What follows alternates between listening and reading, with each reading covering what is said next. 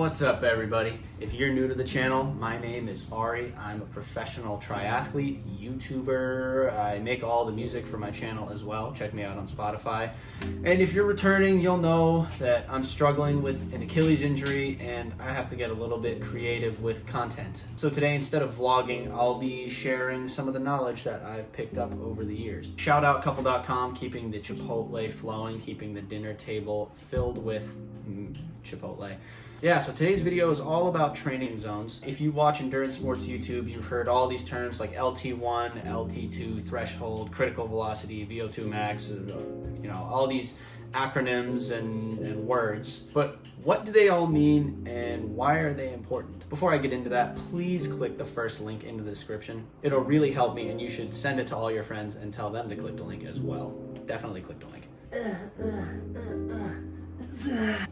All paces, metrics, and physiological markers like heart rate, lactate, RPE exist on the intensity spectrum. The intensity spectrum goes from 0, or not moving, which you can do indefinitely, to maximal, which you can only sustain for a matter of seconds. Where you train on the spectrum determines the stimulus you get from the session, and the stimulus determines the adaptation. The adaptation is ultimately what will improve your performance, so getting the correct stimulus is really important. But how do you know that you're getting the right stimulus during a session? So we break up the intensity spectrum into zones, mainly to try to hone in on the underlying physiological systems, such as aerobic capacity, anaerobic capacity, and neuromuscular power, just to name a few. But there are so many different systems at play and so many models with slightly different delineations. And actually, here's a really great graph, possibly the best graph I've ever seen, from my friend Daniel Moore at Fluid Athletics, that shows you how all of the different models coexist on the intensity spectrum. So given all of these different models, where should we draw the lines? Before we answer that, a word from today's sponsor.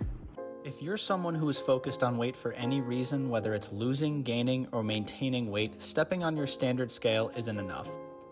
FitTrack is the world's most accurate smart scale and gives you far more information than just your weight to help you stay on top of your physical health. It works by sending a safe, low-grade electrical signal through your feet, which passes quickly through the water found in hydrated muscle tissue but meets resistance when it hits fat tissue. With research-grade sensors, FitTrack provides 17 comprehensive metrics to really help you understand what's going on under the hood, including muscle mass, bone mass, body fat percentage, and body water. This will help you understand what's at the core of any fluctuations in your weight and provide valuable information to help you reach your weight goals, whatever they may be. Paired with the Hume app, you can track all of these metrics over time and even sync other apps like Apple Health to get all of your health information in one place. I've actually gained a bit of weight since I've stopped running to heal my Achilles tendon, so using FitTrack will allow me to monitor my weight in more detail as I get back to full training volume over the next several weeks. Head to the link in my description for more information, and thanks to FitTrack for sponsoring today's video.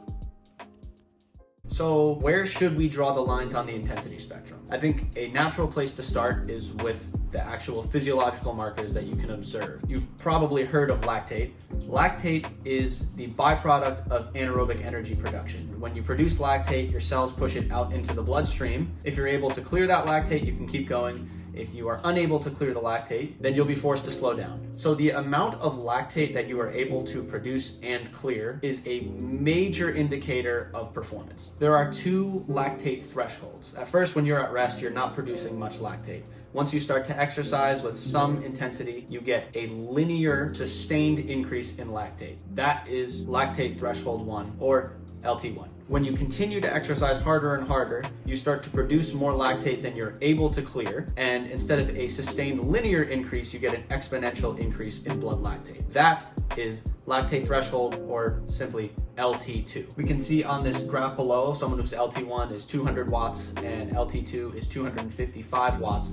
There is a small increase once they hit 200 watts, that's their LT1, and then a huge increase once they hit 255, which is LT2. So if you take LT1 and LT2, you can split up the intensity spectrum into 3 zones, which is below LT1, between LT1 and LT2, and above LT2. That is the basis for the Norwegian method, which Jakob Ingebrigtsen, Christian Blumenfeld, and Gustav Iden are famous for training based on that model. There are other physiological markers such as ventilatory thresholds 1 and 2 when you're breathing easy. And then once you hit ventilatory threshold 1 or VT1, you start breathing a little bit harder. And then above ventilatory threshold 2 or VT2, that's when you're breathing like crazy. These somewhat line up with LT1 and 2, but not perfectly. But again, you can take those without a lactate meter and break up your intensity spectrum into those 3 zones with a pretty good degree of accuracy. These are all real and observable physiological markers to be considered when segmenting across the intensity spectrum, but it's not enough to use just one. You can see here there are slightly different adaptations at almost every point across the intensity spectrum. This is from Andy Coggan and the 7-zone model, and you can see that if you stuck strictly to the 3-zone model based on LT1 and 2 or VT1 and 2, you would miss out on a lot of adaptations that exist between those delineations. So then the last question is, how should you train? Which model is the one to follow? And the answer is all of them. No one model is correct. I personally like to use LT1 and LT2 as a guide while training on both sides of each of those thresholds, varying the length of the rep and the amount of rest to keep the heart rate, lactate, rating of perceived exertion, etc. in the desired range. This ultimately ends up being almost identical to the 5 or 7 zone model, so it's really just a matter of using the terminology that the athlete I'm working with will understand and enable them to properly execute the session. I'll also always use all information available, including RPE, or TTE, which is time to exertion. For example, I'll say at the end, you should feel like you could do 3 to 4 more reps at the same pace before failure as an extra metric to keep in mind. And that perception of effort is usually more important to hitting the right stimulus than any pace, power, heart rate, or lactate value.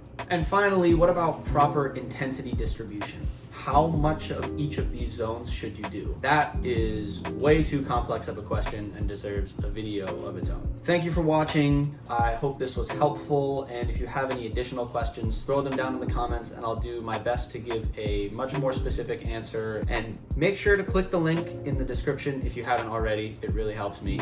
Anyway, peace out.